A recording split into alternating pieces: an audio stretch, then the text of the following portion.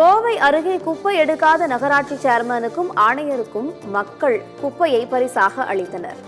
கோவை மாவட்டம் சூலூர் அருகே உள்ள கருமத்தம்பட்டி நகராட்சியில் குப்பைகள் சரிவர அகற்றப்படாமல் இருந்துள்ளது. நீண்ட நாட்களாகியும் அகற்றப்படாததால் ஆத்திரமடைந்த பொதுமக்கள் நகராட்சி தலைவர் நித்யா மனோகருக்கும் ஆணையாளர் பாரதிக்கு குப்பைகளை பரிசாக பார்சலாக அனுப்பியுள்ளனர்.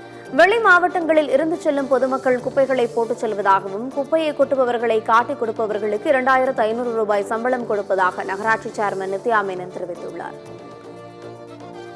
நமது பகுதியை சாராதவர்கள் கோழிக் கழிவுகளையும் மருத்துவக் கழிவுகளையும் கட்டடக் கழிவுகளையும் கொண்டு வந்து ஏராளமாக தள்ளிவிட்டு போகிறார்கள்.